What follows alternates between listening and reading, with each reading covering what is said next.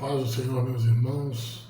Deus abençoe a todos vocês, todos os irmãos que nos ajudam em oração e nos acompanham nesse canal. Estamos mais uma vez juntos para podermos dar continuidade ao assunto que tem nos movido nessas últimas oportunidades de live, que no caso é o batismo com o Espírito Santo. Nós já temos falado largamente a respeito deste assunto, apesar de não ser um estudo exaustivo dessa matéria, é apenas uma reflexão.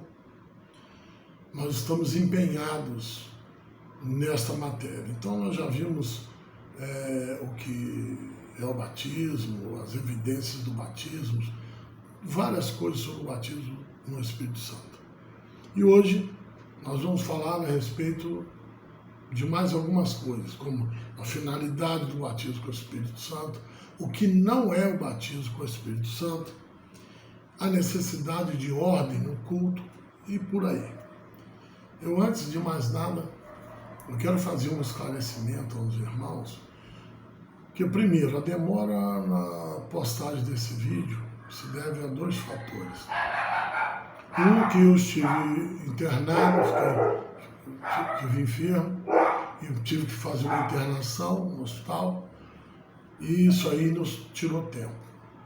E nesse episódio eu tive uma paralisia facial. Se você observar na última live, apesar de máscara, você vai perceber que tem dificuldade na pronúncia, no olho, e nós estamos tratando, fazendo fisioterapia e melhorando. Por isso que eu estou aqui sem máscara hoje.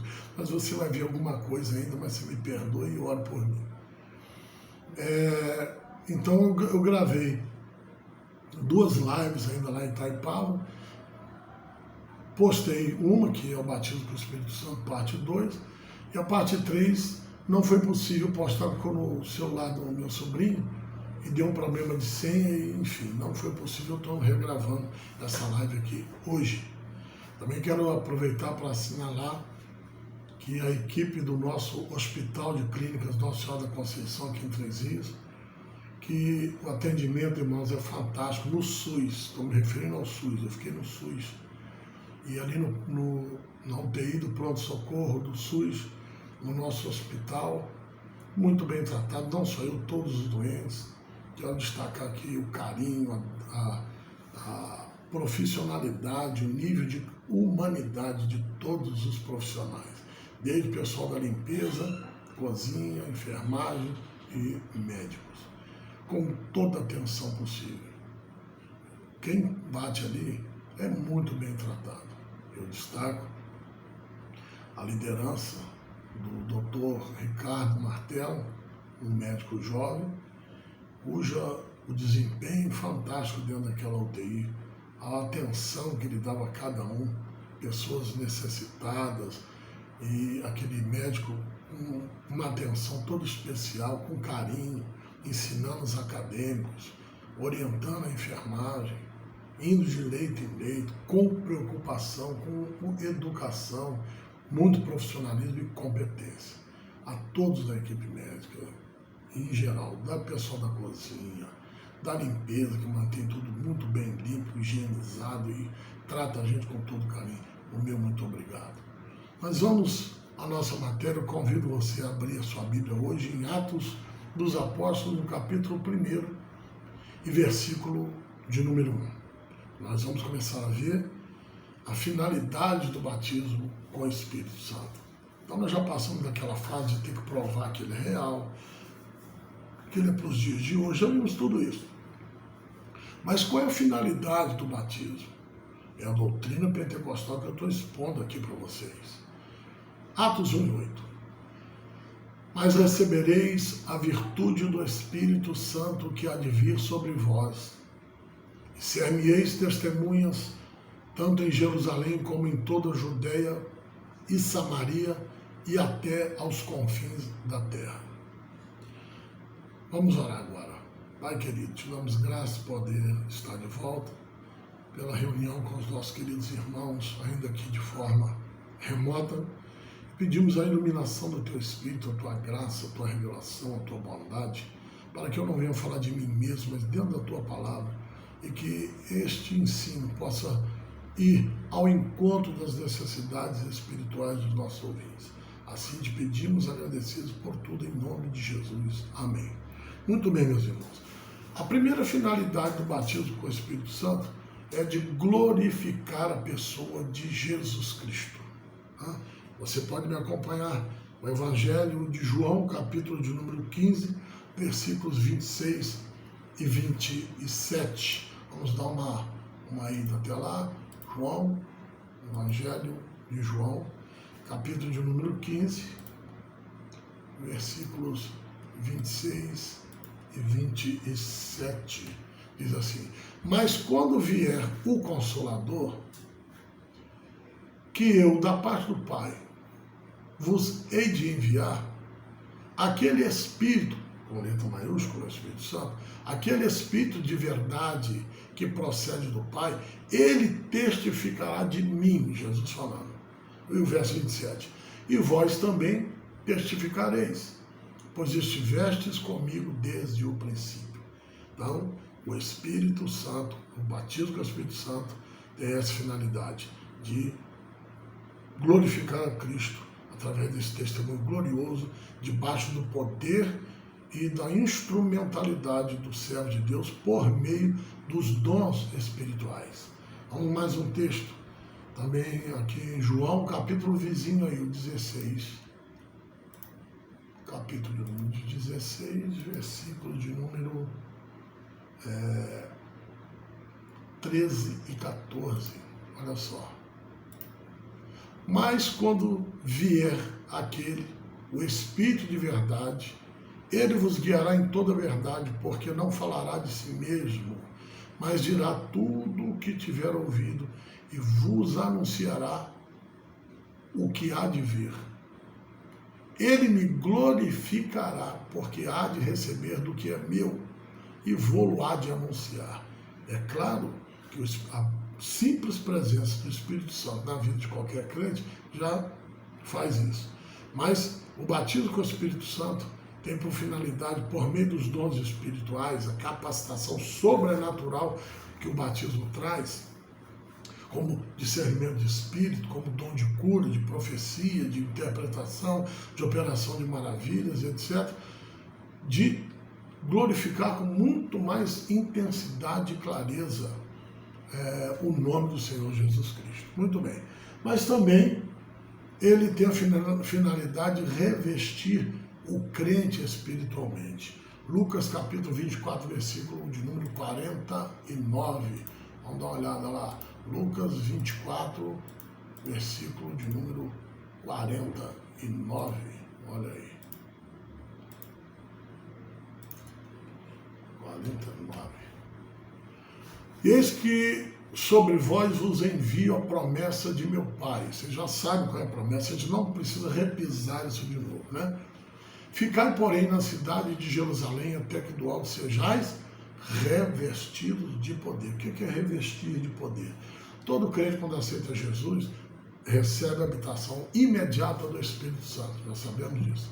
Tem poder, tem autoridade, etc, etc. Porém, quando nós somos batizados do Espírito Santo, se abre a porta para aqueles 9 dons, e muitos outros, é claro, mas vamos ser mais didáticos, aqueles 9 dons de poder que estão lá no livro de 1 Coríntios. Então, você já está vestido com a graça, com o perdão de Deus, com o fato de ser uma nova criatura e com o próprio Espírito Santo. Mas quando você recebe o batismo de poder do Espírito Santo, você é revestido. Por exemplo, você tiver de terno e gravata, você está nu vestido, está vestido. Aí você põe um sobretudo por cima, você está revestido. Ou você põe um colete à prova de bala, você está revestido. O batismo com o Espírito Santo é um revestimento de poder para que o crente possa superabundar nos dons espirituais. É isto. Também nos concede poder para testemunhar do Evangelho. Para nós evangelizarmos, nós precisamos do poder de Deus de maneira muito específica em nossas vidas. Atos 1 e 8 nós já lemos, vamos a Atos dos Apóstolos, capítulo 4 e versículo de número também 8, de 8 a 13, olha só. Então nós vimos Jesus lá em Lucas falando que eles deviam ficar em Jerusalém até que do alto fossem revestidos do poder, para testemunhar do Evangelho. Em Atos 1 e 8, ele reforça essa ordem, né?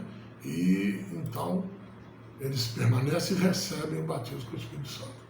E agora já batizados, no capítulo 4, versículo 8, diz assim: então Pedro, cheio do Espírito Santo, ele já tinha o Espírito Santo na vida dele, mas ele está cheio aqui porque é uma alusão àquilo que está lá no início, que é o batismo do Espírito Santo, é o cumprimento lá do capítulo 2.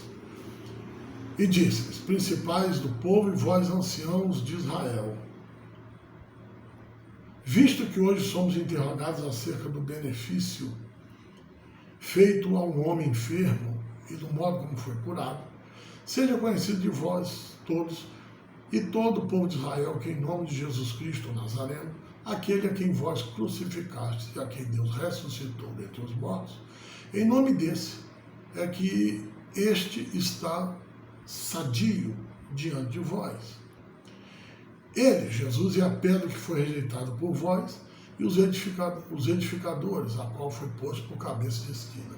Aqueles que tinham obrigação de ensinar a palavra, de crer na palavra, desacreditaram. Igual essa turma aí que não acredita no batismo para hoje, a mesma coisa. Mas já passou nossa conversa com eles, agora nossa conversa entre quem tem fé. Em nenhum outro há salvação, porque também debaixo do céu nenhum outro nome há dado entre os homens pelo qual deveremos ser salvos. Então, eles, vendo a ousadia de Pedro e João, e informados de que eram homens sem letras e indoutos, maravilhavam-se e reconheceram que eles haviam estado com Jesus. A capacitação do Espírito Santo dá poder para a pessoa testemunhar. A pregação muda. Já vi centenas de vezes.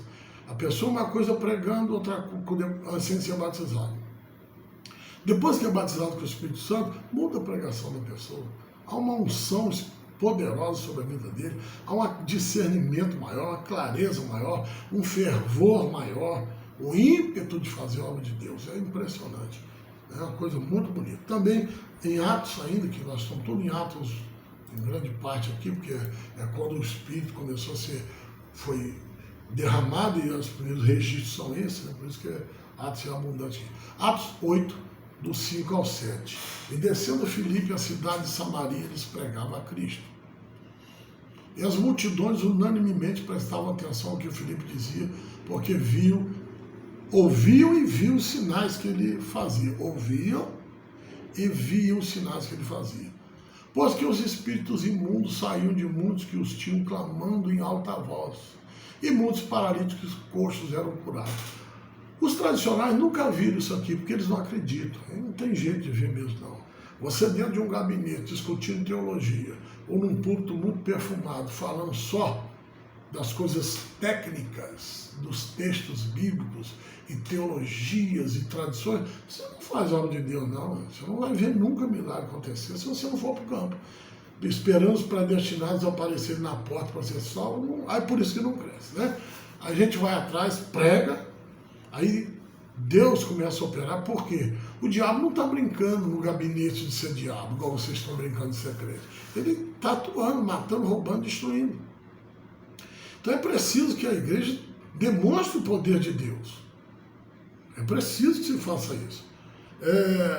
Eu mesmo tive a infelicidade de ser criado num ambiente de bruxaria e macumba por causa da minha mãe, apesar de eu pessoalmente ser católico romano naquela época. E vi muitos prodígios ali no centro de Macumba, muitos prodígios. Se eu contar aqui, você não vai acreditar, então não vou nem contar. Não está acreditando em nada mesmo, mas muitos milagres.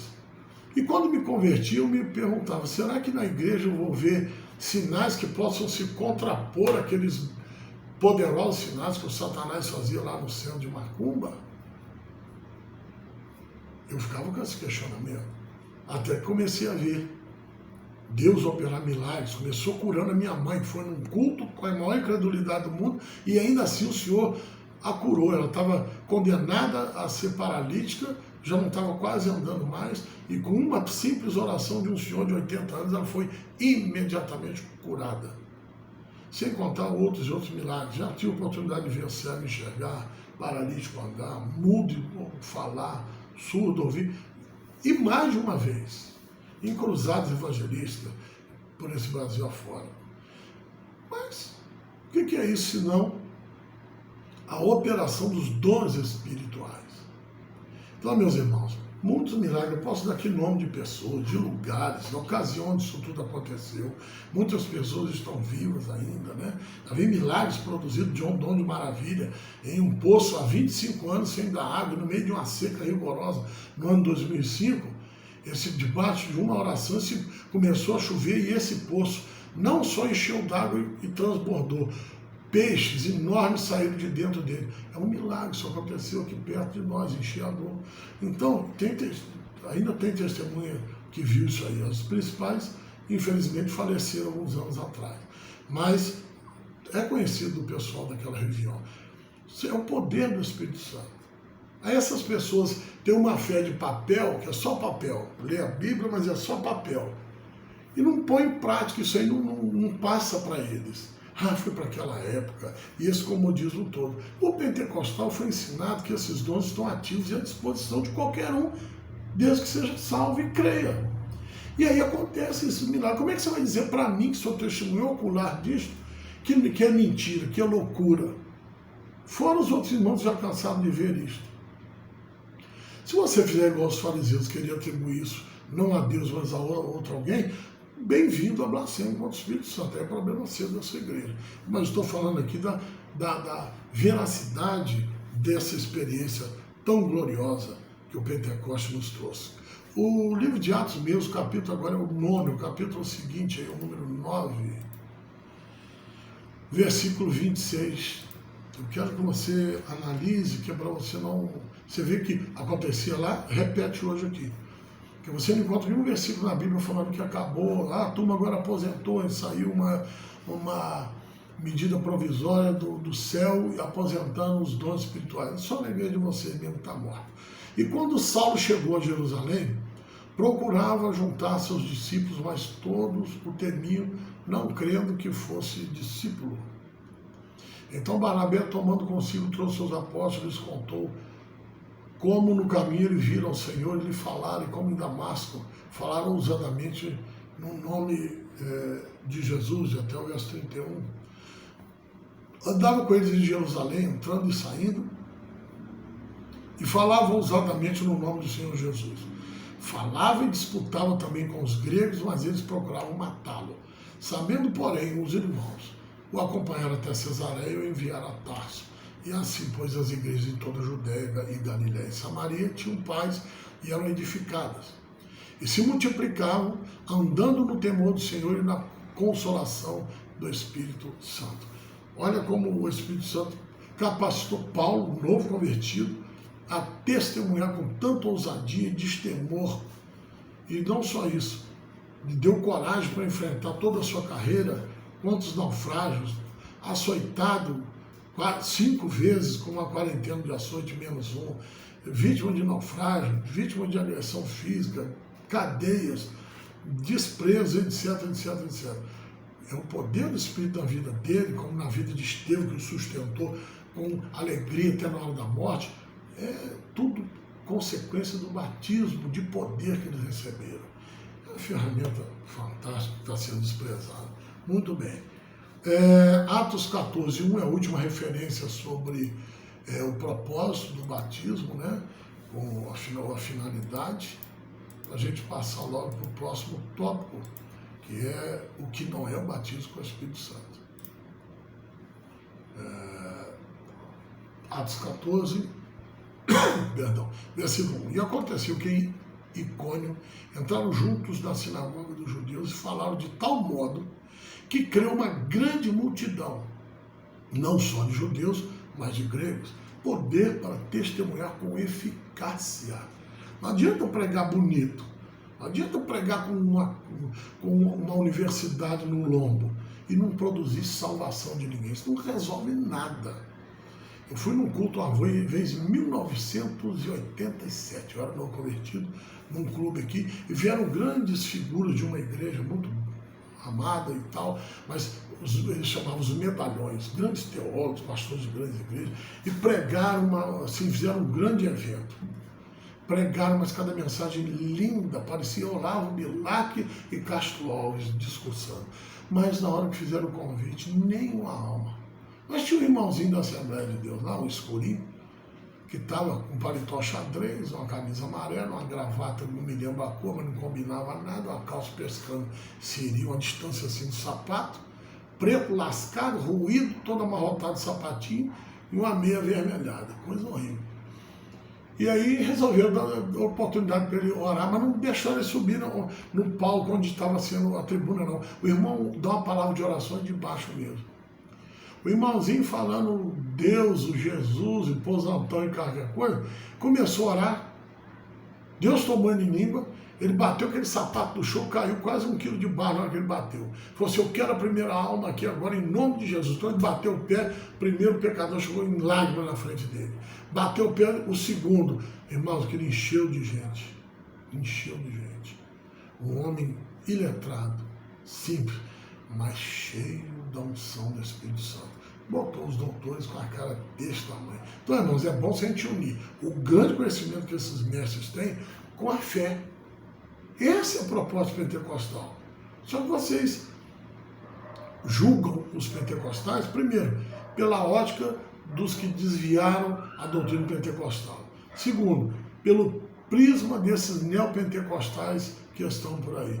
Aí não dá para ser feliz, né? Bom, então vamos dizer, o que o batismo com o Espírito Santo não é, que aí você vai ver a diferença em tudo que eu falei até agora, mostrando dentro da Bíblia a doutrina, o ensino pentecostal, que não é emoção, não é histeria, são manifestações espirituais com resultados concretos, factíveis, se contrapondo à ilusão, à marmota, né? Olha só. O batismo com o Espírito Santo não é, primeiro, fonte de lucro e de exibição pessoal de ninguém. Não é. Vamos olhar um texto aí. Que já passamos perto. Atos 8, 18 e 19, você conhece bem essa passagem, mas vamos até lá. 8, 18 e 19. Quando alguém pensa que os dons são para ganhar dinheiro com isso. Não é nesses dias de hoje, né? Olha só. E Simão, vendo que pela imposição das mãos dos apóstolos era dado o Espírito Santo, lhes ofereceu dinheiro. Simão, pensando, irmãos, que poderia comprar os dons espirituais, que as coisas de Deus são do balcão de comércio, ele cometeu essa loucura. Como muitos pastores hoje usam o dom do Espírito Santo para querer se locupletar. Dão verdadeiros espetáculos, shows, que nós vamos falar disso depois também, para poder ganhar dinheiro com isso daí. Se comportam como os feiticeiros, padres são, se comportam. E isso tem um preço, né? E aí o versículo 19 diz, dá-me também esse poder para que aquele sobre quem eu puser as mãos receba o Espírito Santo. Claro, aí ele ia começar a vender isso daí, né? Eu fui chamado por um irmão uma vez para uma campanha de cura e libertação. Eu não queria ir porque eu não sou muito favorável a certo tipo de coisa. Eu já conhecia a igreja que ia fazer isso. Mas o irmão insistiu tanto, eu não querendo balançar a fé desse irmão, fui lá. E aí anunciaram grande tarde de cura, de batismo com o Espírito Santo e salvação. Usaram o seguinte termo, explosão de milagres. Eu e o irmão estavam com a fé assim, irmão, lá nas alturas. Eu cheguei ali e fiquei olhando. Primeira coisa que eu já vi que não dá para suportar é que o homem fez oração, caiu um monte de gente da tal igreja, tudo de paletó, gravata, com a Bíblia na mão, no peito, caído no chão. E torcendo como se tivesse endemoniado, se batendo lá. Eu olhei aquilo e falei assim, irmão, vocês são crentes que não podem estar endemoniados, gente. Então, isso aí é um espetáculo, isso aí é uma palhaçada. Depois, naquele culto de 1 hora, eles levantaram 4 coletas de dinheiro. Depois das 4 coletas de dinheiro a terceira e a quarta ele já estava ameaçando quem não desse de um monte de desgraça.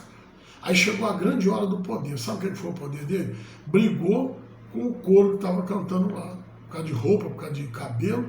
Foi um escândalo danado e acabou nisso que poder mesmo não tem nenhum.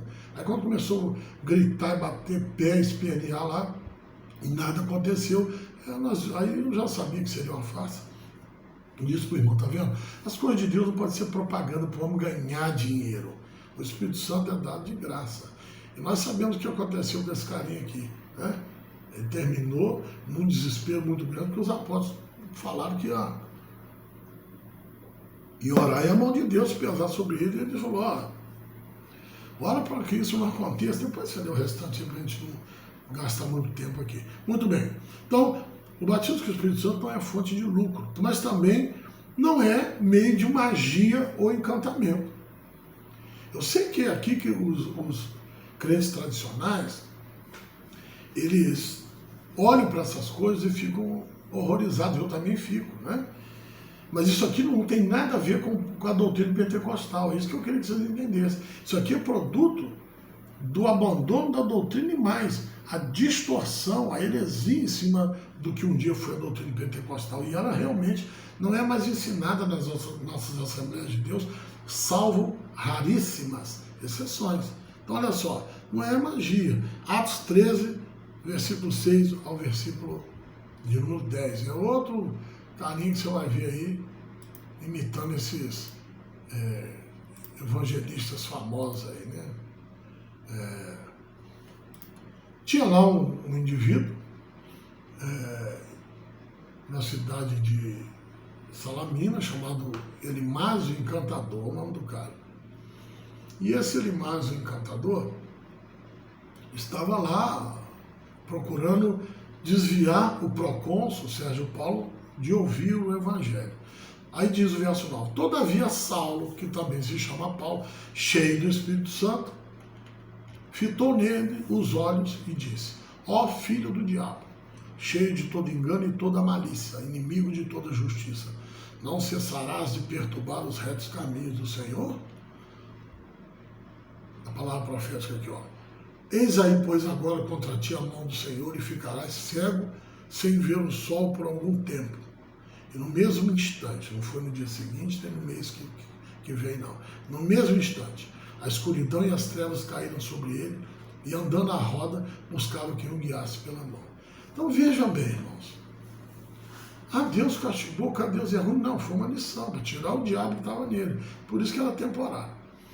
Mas você note que as coisas de Deus não são para iludir ninguém, são reais. Todo aquele que quer usar de engano vai um dia ser envergonhado e se não se converter vai realmente para o inferno, porque está lidando com uma coisa muito séria, muito santa, né?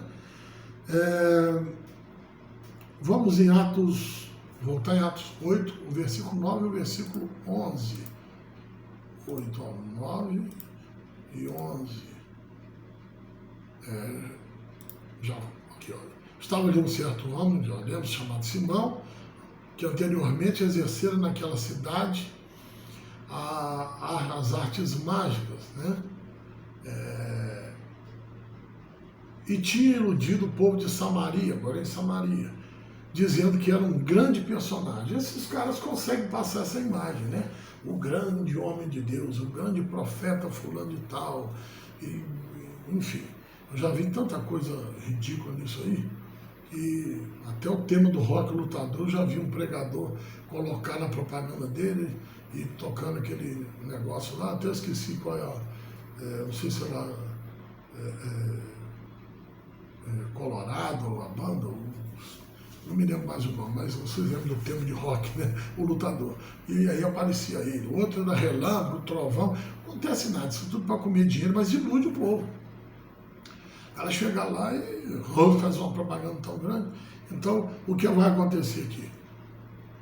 O camarada vai se apresentar, e o verso 11 diz, e atendiam ao Simão, porque já desde muito tempo os havia iludido com artes mágicas. O cara enganava os outros. Essas pessoas, agora eu vou trazer para o nosso contexto, esses pregadores de prosperidade, esses reveladores de lorota que tem aí, eles têm uma percepção muito grande de olhar para a pessoa e fazer a leitura psicológica da pessoa. Existe até curso para isso, mas a maioria nem faz curso não, é adquirindo pela prática. Se você está numa igreja, aí o camarada fala, tem alguém aqui com problema de coluna. Ele fala, meu Deus, mais da metade deve ter problema de coluna. Problema de estômago, ainda toma um remédio, começa com omeprazol. Quem no Brasil não toma omeprazol? Só as crianças, né? Que não. Então, são coisas óbvias. Aí vem uma irmã chorando na frente. Ô, irmão, uma irmã chorando na frente, ou é problema com o casamento ou com o filho. Na terceira opção é enfermidade. Aí ele joga que estatisticamente é mais comum, problema no casamento. Acerta a maioria das vezes. Às vezes, sai dessa, ele escapa, joga as outras duas ao mesmo tempo, que uma delas vai colar, senão as três, né? Muito fácil. Vê um homem com a cara de preocupado, esse cara está endividado, meu servo aquela dívida.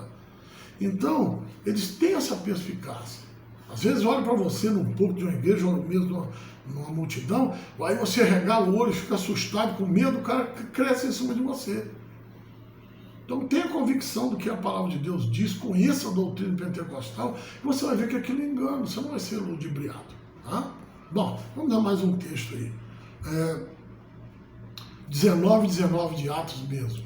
Atos 19, versículo de número 19 também. Olha aí. E chegou a Éfeso e os deixou ali. Mas ele, entrando na sinagoga, disputava com os judeus.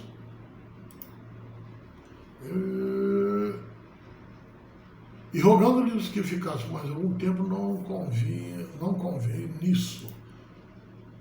Antes de despedir, todos queriam celebrar a solenidade que veio a Jerusalém, mas querendo Deus, outra vez, voltarei a vós, e partiu para Éfeso. E estando ali, aqui eu anotei, verso 25. Este é um instruído no caminho do Senhor, estou falando de Apolo, e fervoroso de espírito. Falava e ensinava diligentemente as coisas do Senhor, conhecendo somente o batismo de João. Não, essa referência eu não tenho errado, mas basta as que estão aí. Então você vê que não é magia, não é encantamento, não é mentira, é a realidade. Né? Também não é obra de ilusionismo. Nós já vimos aqui em Atos 8, né? O camarada querendo iludir, mas lá em Atos 8, versículo 9, versículo 11, o indivíduo querendo iludir os outros, como esses homens ou esses falsos profetas querem iludir as pessoas. E nós vamos ver que tem consequência para isso aí, principalmente com o dom de profecia. Tá? Então, o que acontece com a gente é um fenômeno sociológico, não é nem um fenômeno espiritual só. É espiritual também por causa da heresia e do espírito maligno que influencia essas pessoas. Mas é sociológico porque o Brasil é um país cuja matriz genética é totalmente idólatra e animista. O nosso povo é composto pelo português católico ignorante que chegou aqui, pelo indígena animista, que aqui estava, e o africano também animista e feiticeiro, que veio da África. Então, toda a composição étnica brasileira já tem um pé na idolatria, um pé dentro do terreiro. E os anos vieram passando, o sincretismo religioso veio entrando para dentro do catolicismo, misturando com ele, e não é de admirar que no meio o evangelho também ocorra. Principalmente no estado do Rio de Janeiro, na Bahia e esses outros estados, que onde é Umbanda, o candomblé é muito forte. Sabe? O Rio de Janeiro tem muito misticismo nas igrejas, que a clientela veio tudo da Umbanda. Então, eles são tão místicos, tão assombrados, que eles trazem elementos da Umbanda para dentro da igreja, querendo dizer que é o Espírito Santo. Não é que estão endemoniados, ou talvez alguns até estejam, como eu já vi também, mas querem imitar. Aí começa a rodar, botar a mão na testa, na cadeira, que é coisa de terreiro, e a rodação dentro da igreja. Essa rodação é própria dos terreiros de Umbanda, meu irmão. Não tem nada a ver com a história do Evangelho, nem do Pentecostes, tá? Dos grandes avivamentos. Não existe nenhum registro desse tipo. Então eles são viciados nisso. Daqui a pouco, em vez de assembleia, vai chamar candombleia, de tanto que eles estão misturando. E aí vem adivinhações. O cara está acostumado a consultar o búzios, a carta, a vidência do copo d'água. Aí a pessoa se converte, vem para a igreja, e aí Deus começa a usar a pessoa em profecia e revelação até, mas aí o povo anda tanto atrás, vai na casa da pessoa, igual ele ia na casa da mãe de santo, da cartomante, da jogador de búzios, começa na casa da irmã que tem dom de profecia e corrompe a irmã espiritualmente. Porque vai lá esperando a palavra, aí Deus não fala a palavra, a irmã se sente constrangida, pede oração, todo mundo vai orar. Quando o grupo de 4, 5, 10, 20 pessoas começa a orar, todo mundo começa a falar em língua estranha. Quando a irmã se alegra e fala junto com eles calam a boca, ela fala sozinha. Aí ela acaba se sentindo forçada a chutar a profecia e pagar o preço diante de Deus. Então, essa gente é viciada no terreiro, por isso que eles vão atrás do profeta. Você quer ouvir Deus falar? Vai para a igreja, no culto de doutrina, no culto de domingo, vai ouvir a pregação da palavra de Deus, vai estudar a Bíblia, pega a Bíblia, estuda ela, medita na palavra de Deus, você vai encontrar a profecia verdadeira aqui dentro. Então, apesar de Deus usar pessoas em dom de profecia, essa gente aí está brincando com Deus. 99% dessa gente que você vê profetizar é tudo mentira. Por isso que a profecia tem que ser julgada e nós vamos ver isso mais adiante, tá bom? Então não é para iludir, o dom não é para enganar ninguém. Aí o cara profetiza, o cara unge os outros, ora, põe sal grosso, galho de arroz, isso tudo é macumba. Pega lenço, pega camisa, mas eles pegavam os lenços do apóstolo Paulo, que na verdade eram aqueles turbantes que ele usava, aquilo caiu uma faixa para trás, o pessoal catava aquilo para levar para o enfermo, e chegava lá, o enfermo era curado, mas não que Paulo ensinou isso. Eu vou molhar aqui meu lenço no azeite ungido, você leva lá e põe no enfermo. Você nunca viu isso na Bíblia. A sombra de Pedro curava. O povo botava lá para curar, devia curar. A Bíblia não fala que curava não, mas se não curasse, ninguém ia botar lá o enfermo para pelo menos a sombra passar em cima. Mas não foi ensinado, gente, quando tiver assim, fica contra o sol e a sua sombra vai curar. São coisas excepcionais que Deus fez naquilo que é o dom de maravilha, é uma coisa excepcional, que não tem obrigação nenhuma de se repetir, né? Pelo menos com a frequência. É possível, sim, mas não tem obrigação de se repetir.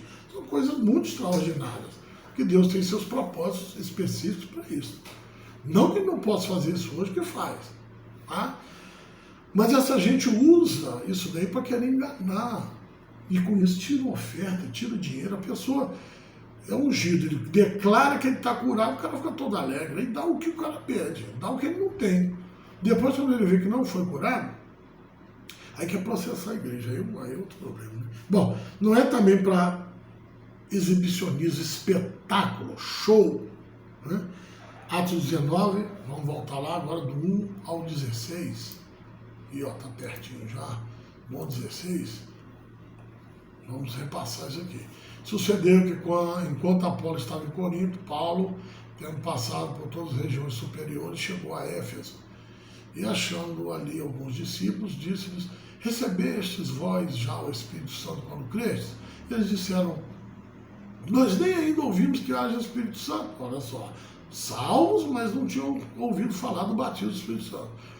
E perguntou-lhe então que vocês são batizados? Eles disseram: no batismo de João, que é o de Jesus, não o Pai, Filho e Espírito Santo. Mas Paulo disse: certamente João batizou com o batismo de arrependimento, dizendo ao povo que cresce no que após ele havia de vir, que é Jesus Cristo. Corrijo, é o batismo de João, o Batista aqui. E os que ouviram foram batizados no nome do Senhor Jesus, agora sim, na fórmula trinitariana, no nome do Pai, do Filho e do Espírito Santo, agora sim. E impondo-lhes as mãos, Paulo as mãos, veio sobre eles o Espírito Santo, e falavam línguas e profetizavam. Não sei como é que não acredita, não sei. Está vendo que é uma segunda experiência depois da conversão? É uma pena que não acredito e fico sofrendo essas igrejas aí. Bom, para ganhar tempo, dá uma olhadinha aqui no versículo 9, fala que as multidões acorriam ao ouvir falar do caminho. Depois aqui no 11, e Deus pelas mãos de Paulo fazia maravilhas extraordinárias, de sorte que até os lenços e aventais se levavam do seu corpo aos enfermos, e as enfermidades fugiam deles, e os espíritos malignos saíam. Aí vem. E alguns exorcistas judeus ambulantes tentavam invocar o nome do Senhor Jesus, sobre os que tinham espíritos malignos, dizendo: esconjuro-vos por Jesus a quem Paulo prega. E os que faziam isto eram 7 filhos de Seva, o judeu principal dos sacerdotes. Respondendo, porém, o espírito maligno disse: conheço a Jesus e bem sei quem é Paulo, mas vós quem sois?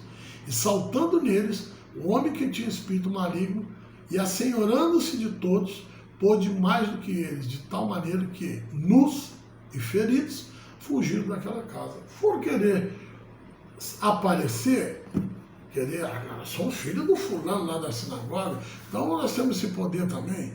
Cuidado com isso. Cuidado. Deus usa quem Ele quer. Eu já ouvi essa expressão uma vez, em um contexto diferente, quando eu aconselhei um irmão a uma certa coisa, a não mudar de igreja, por causa da família. Ele falou para mim: eu também tenho Espírito Santo. Deus também fala comigo, não é só com o irmão, não. Amém. O irmão pagou um preço com a família que eu não gosto nem de lembrar. Já faz muitos anos isso. Bom, mas você vê, não é para exibicionismo de ninguém, quero aparecer. Muita gente quer ser batizado para falar em língua na igreja. Não é esse a finalidade, nós já vimos isso. Ele quer ser batizado para poder ser separado para o ministério e sentar na tribuna, ficar lá igual um paralítico, sentado na tribuna, não faz nada, disputando no palitinho se vai fazer oração oficial, a leitura oficial, cantar os 3 hinos. Isso não é vida, não. Só para isso aí, Deus que me guarde. Eu nunca gostei de sentar em púlpito. É porque é costume na nossa igreja. Se eu não for pastor da igreja ou pregador da noite, por mim não devia sentar em púlpito, não. Para quê? O povo olha aquele homem sentado lá, não faz nada com aquela sombra lá perturbando. Então, vai pregar o evangelho, vai ganhar alma pelos valados, pelas ruas, aí não querem. Né? Então, não é para exibicionismo, não é para holofote, é para a glória de Deus, para ganhar almas para o reino de Deus. Tá certo? Então, essas coisas, como exibicionismo, como ilusionismo, como magia, como encantamento, como fonte de lucro, exibição pessoal, não é o batismo com o Espírito Santo. Isso é a falsificação do batismo, é a deturpação do batismo com o Espírito Santo. Certo? Vamos lá. Agora, vamos tocar num ponto que os pentecostais agora vão ficar meio aborrecidos, mas você tem que ser doutrinado, tá? Lembre-se, com todo respeito, carinho, admiração que tem por cada um, pelo apoio que me dão, mas nós não estamos aqui com live para angariar a simpatia dos irmãos, nem para o Ibope subir. Eu estou aqui com a missão de trazer edificação espiritual na sua vida. Qual é o tópico? O tópico é a necessidade de ordem nos cultos. Aqui, os tradicionais, eles nos acusam com toda a propriedade, porque os nossos cultos, por falta de ensino, acabam ficando em desordem. O culto a Deus não precisa ser uma coisa engessada, mecânica, fria, dirigida pelo homem. Não. Mas ele tem que ser regido, ele tem que atingir seus objetivos, que é glorificar e adorar a Deus. O culto, a palavra culto, em latim significa latreio, quer dizer, é um serviço prestado à divindade, no caso Deus. No grego é a palavra tisiasterion, quer dizer, é você servir sobre um altar as suas ofertas a Deus. Então, são elementos, são partes do culto, né? Vamos ver depois o que é elemento do culto. Então, ele tem que ser revestido de entendimento. Lá em Romanos 12 diz, para que a gente apresente o nosso culto racional, para a gente saber qual é a boa, a perfeita e agradável vontade de Deus. Então, a primeira atitude quando entrar num culto, seja no templo ou até mesmo no meio da rua, é a reverência àquela pessoa para a qual estamos prestando culto. Tem crente que não liga para culto, acha que é besteira, mas está esquecendo que é um serviço de adoração e de glorificação ao Senhor. Então, o culto tem essa finalidade. Então, o respeito é primordial no culto. A reverência é primordial. Experimente chegar na presença da Rainha da Inglaterra, coisa que você nunca vai conseguir na vida, nem eu, mas chegar na presença da Rainha da Inglaterra e não reverenciá-la, não se inclinar ou inclinar um pouco a cabeça, não chamá-la de majestade. Vai dar ruim pro seu lado. O seu próprio filho é o herdeiro do primeiro da linha sucessória, o príncipe William, em um episódio no balcão do Palácio de Buckingham, durante uma solenidade cívica, ele agachou para falar com a filhinha pequena e a rainha chamou a atenção dele. Isso não é a postura de um príncipe. Então, imagina diante de Deus que onde tiver 2 ou 3 reunidos no meu nome, e o culto a gente abre no nome de Jesus, ele está no meio de nós. Como que não vamos ser reverentes? Então, existe uma doxologia para o culto acontecer. Ou seja, ele tem que produzir graça, honra ao nome do Senhor. Aí que vem. Os elementos do culto. Nós vamos primeiro ler aqui 1 Coríntios, capítulo de número 14, versículo 26 ao 39. Eu queria evitar algumas leituras, mas tem coisas que não tem jeito. A live vai ficar grande de novo, mas qualquer coisa eu corto um pedacinho depois e a gente continua. 1 Coríntios, capítulo 14. Acompanha comigo aí, se eu dizer que eu estou inventando. Do versículo 26 ao 39. Essa parte a turma pentecostal não gosta não, porque eles gostam de um bocado de uma bagunça. Eles não foram ensinados, né? Antigamente não. Quando eu entrei na Assembleia de Deus, uma reverência tremenda, o negócio não era assim não. Que farei, pois, irmãos? Quando vos ajuntais, cada um de vós tem salmo, tem doutrina, tem revelação, tem língua, tem interpretação. Faça-se tudo para edificação. Pausa. A igreja de Corinto é uma igreja com muitos problemas morais e sexuais e etc. Mas também era uma igreja muito rica, isso era outro problema. Mas, em contrapartida, era uma igreja muito fervorosa, espiritualizada, mas faltava ensinamento. Paulo está dando ensino agora. Segue. E se alguém falar, se alguém falar em língua desconhecida, faça-se isso por 2 ou 3, quando muito. E por sua vez, que haja intérprete. Mas, se não houver intérprete, esteja calado na igreja e fale consigo mesmo com Deus. Primeiro, não está proibindo de falar em língua. Está proibindo de muitas pessoas falarem em língua. Cale-se, ou seja, no sentido de não falar em voz audível, mas fale consigo mesmo, fala baixinho, você com Deus, tá? De joelho, até mesmo sentado no seu lugar baixinho, você fala em língua estranha com Deus, sem problema. Não precisa elevar o tom de voz. Mas isso não proíbe. E falem 2 ou 3 profetas, e outros julguem. Então, não é para todo mundo profetizar. Um profeta estiver falando, ele tem que ouvir, para poder julgar, senão. Mas se outro profeta que estiver assentado for revelado alguma coisa, cale-se o primeiro. Porque todos podereis profetizar, uns depois dos outros, para que todos aprendam e todos sejam consolados. Não precisa ter ansiedade nenhuma, né? O espírito dos profetas está sujeito aos profetas. Olha só. Quando alguém estiver pregando a palavra de Deus, não existe profecia maior nem igual a esta.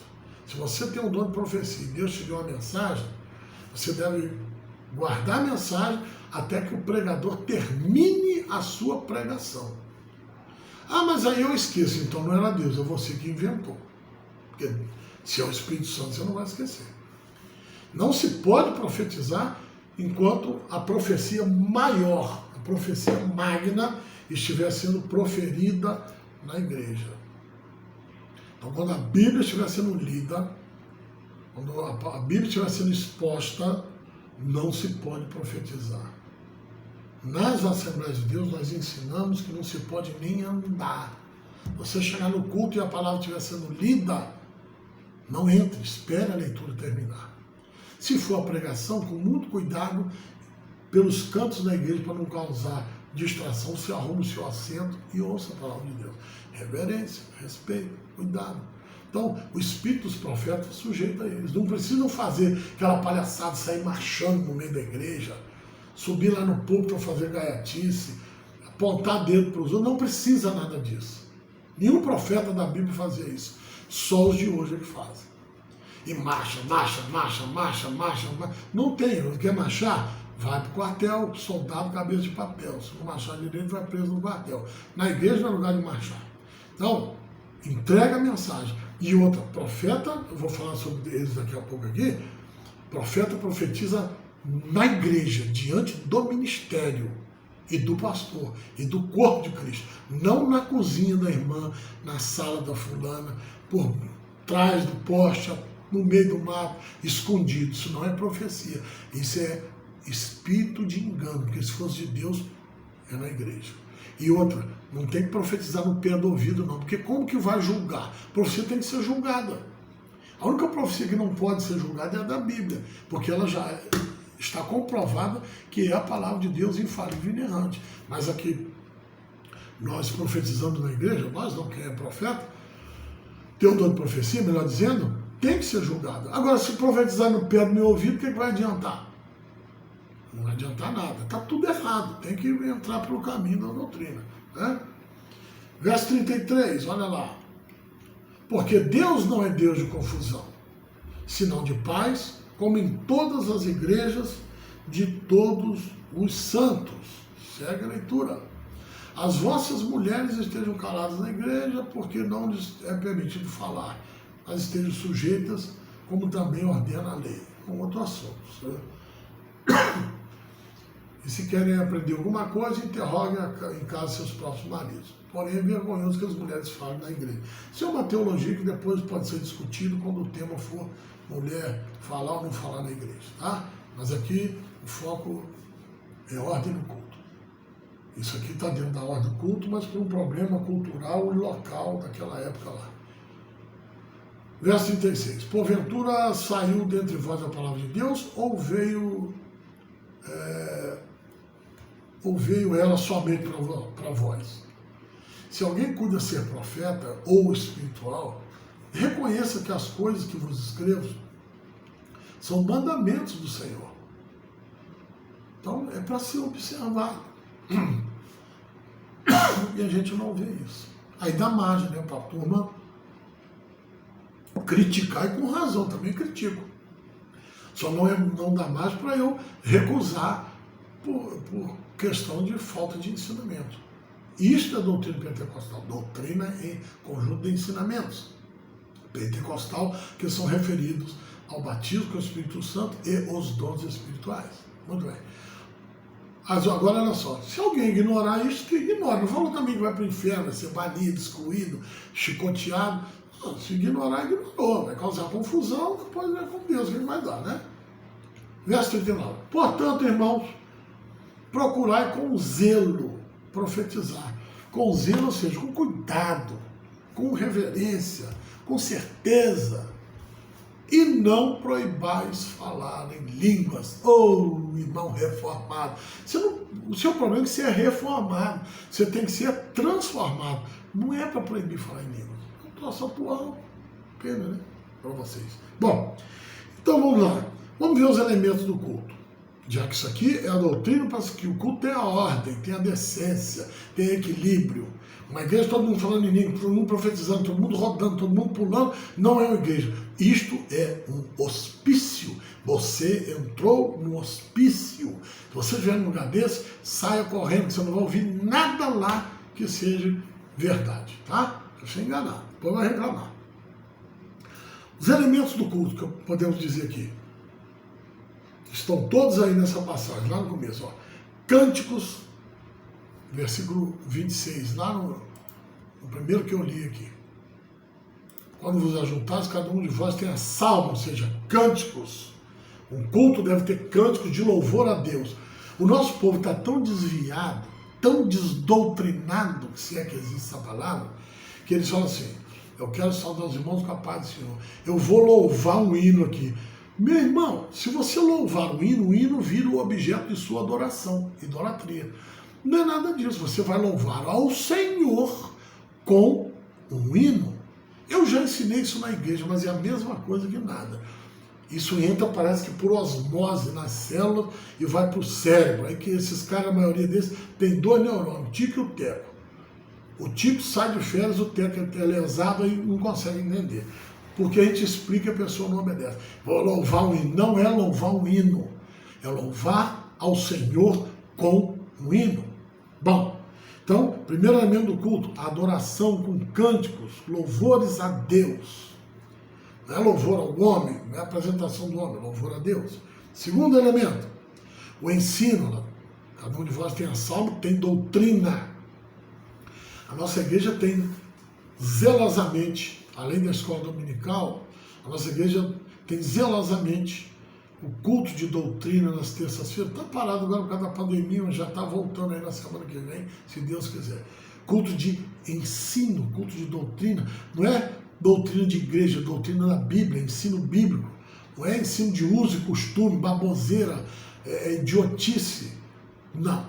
É Bíblia, palavra de Deus, é exegese bíblica de texto, é hermenêutica de texto, interpretação, é exposição do texto bíblico, é ensino mesmo. Então tem que ter ensino. Sem ensino não adianta nada. Tem também elementos espirituais, como a revelação, né? Aqui no versículo, volta lá no versículo 6, 14, 6 agora, ó.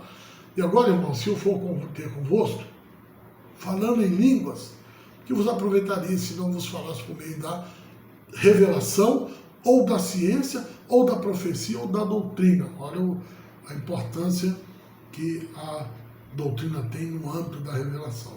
Volta para o 27 agora.